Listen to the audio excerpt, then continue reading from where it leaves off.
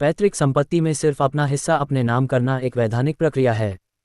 इसके लिए आपको जमीन के खतियान, वंशावली, तहसील और सरकारी राजस्व कार्यालयों की मदद लेनी होती है। पैतृक संपत्ति का मतलब। पैतृक संपत्ति वो होती है जो पुरखों से, खासकर पिता या दादा के समय से आपकी फैमिली की है और अब तक बंटवारा नहीं हुआ हो। इसमें भाइयों, बहनों और अन्य परिवार के सदस्यों का भी हिस्सा होता है। अपना हिस्सा अपने नाम कैसे करें? सबसे पहले आप जिस संपत्ति का हिस्सा लेना चाहते हैं उसका खतियान, लैंड रिकॉर्ड और खसरा नंबर, खसरे नंबर चेक करें। उसके बाद वंशावली, फैमिली ट्री बनवाएं जिसमें साफ दिखे कि उस संपत्ति में आपका कानूनी हिस्सा कितना है।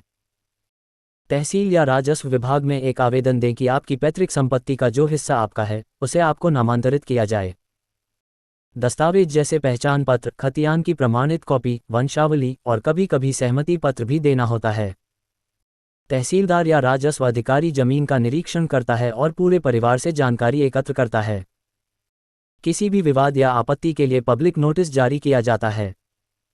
अगर सब कुछ सही पाया जाता है तो नामांतरण, म्यूटेशन कर दिया जाता है और आपका हिस्सा आपके नाम पर आ जाता है।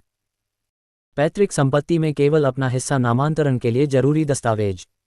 दस्तावेज का नाम, विवरण, खतियान, सर्टिफाइड कॉपी, जमीन के पंजीकृत दस्तावेज की प्रमाणित कॉपी, पहचान पत्र, आधार कार्ड, वोटर कार्ड आदि, वंशावली, परिवार के सदस्य और उनकी संपत्ति में हिस्सेदारी का दस्तावेज, आवेदन पत्र, तहसील या राजस्व विभाग को लिखा गया आवेदन, सहमति पत्र, अन्य प्रमाण पत्र जब सभी परिवार वाले सहमत हों तब रखा जाता है, राजस्व आदि के अधिकारी के आदेश, दस्तावेज जो आधिकारिक रूप से नामांतरण सुनिश्चित करते हैं, मृत्यु प्रमाण पत्र अगर संपत्ति मृतक के नाम से ट्रांसफर हो रही हो, उपपंजीयन की रसीद, नामांतरण शुल्क की रसीद। पैतृक संपत्ति में भागीदारी और नामांतरण के मुख्य बिंदु। पैतृक संपत्ति में भाइयों बहनों का एक समान हिस्सा होता है। अगर कोई सहमति नहीं है तो तहसीलदार निवास क्षेत्र जाकर सर्वे करता है और विवाद न हो इसके लिए निगरानी करता है। नामांतरण के लिए साझा सहमति होना जरूरी नहीं, पर अदालत का रास्ता भी खुला रहता है। नामांतरण के बाद बही खाते, खतौनी में नया मालिक दर्ज होता है। म्यूटेशन यानी नामांतरण के बाद संपत्ति पर स्वामित्व की कानूनी पुष्टि होती है। इस प्रक्रिया में आमतौर पर 2 से 3 महीने का समय लग सकता है। आसान स्टेप्स में पैतृक संपत्ति में हिस्सा नामांतरण कैसे करें, संक्षिप्त सारांश। स्टेप 1, खतियान प्राप्त करें। तहसील कार्यालय से जमीन के खतियान और खसरा नंबर की प्रमाणित कॉपी लें। स्टेप 2, वंशावली बनवाएं, परिवार का वंश लिखवाएं जिससे हिस्सा स्पष्ट हो जाए। स्टेप 3, तहसील में आवेदन करें, पहचान, खतियान और वंशावली के साथ आवेदन पत्र जमा करें। स्टेप 4, राजस्व निरीक्षण अधिकारी द्वारा भूमि का सर्वे और विवाद समाधान। स्टेप 5, नामांतरण कार्यवाही, तहसीलदार द्वारा म्यूटेशन कराना और नए मालिक का नाम दर्ज करना। स्टेप 6, दस्तावेज प्राप्त करें, म्यूटेशन सर्टिफिकेट और अन्य राजस्व दस्तावेज प्राप्त करें।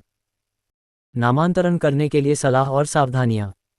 हमेशा तहसील या राजस्व विभाग से ही प्रमाणित खतियान और दस्तावेज प्राप्त करें। विवाद होने पर बिना सलाह के कोई समझौता न करें।